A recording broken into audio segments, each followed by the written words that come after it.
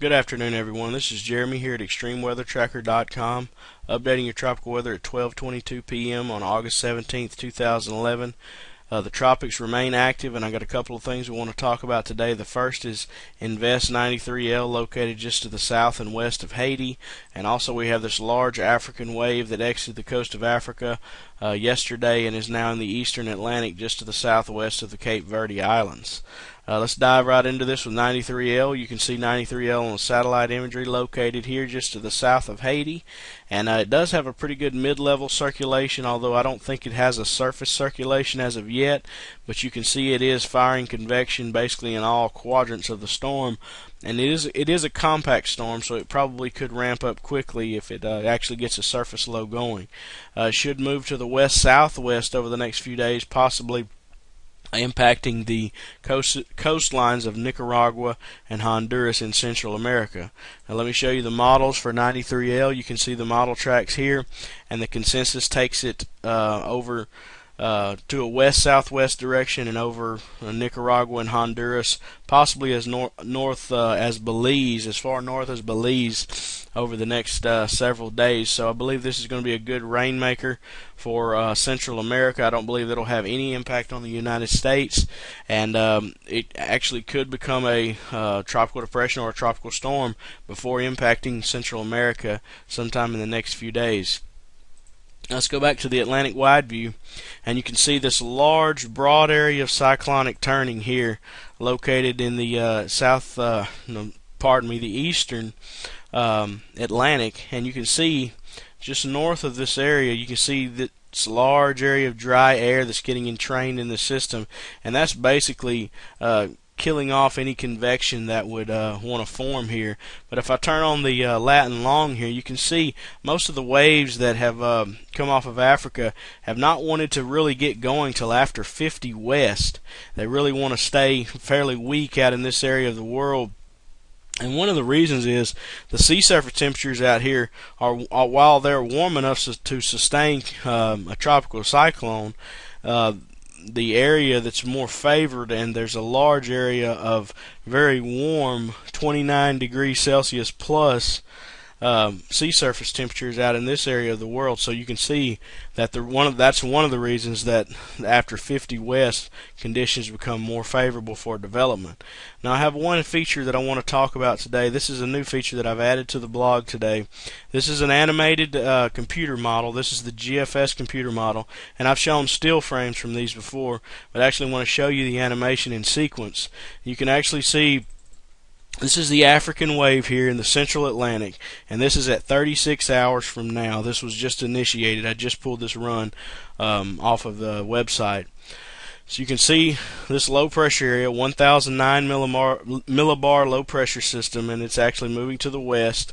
And we'll run this out to, say, let's go out to 72 hours. You can see it here wanting to try to get organized here just to the west of 50 west and just to the east of the Lesser Antilles Islands, which is right here. Now let's run this on out to 102, 108 hours. You can see probably a tropical storm here forming just to the south of Puerto Rico, moving to the west-northwest.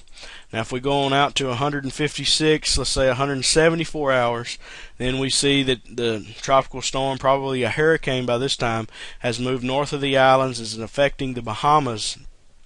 And if we go on out 216 hours, we see it brushing the eastern coast of Florida, and then at 240 hours pardon me, you see it affecting the Georgia and South Carolina coastline.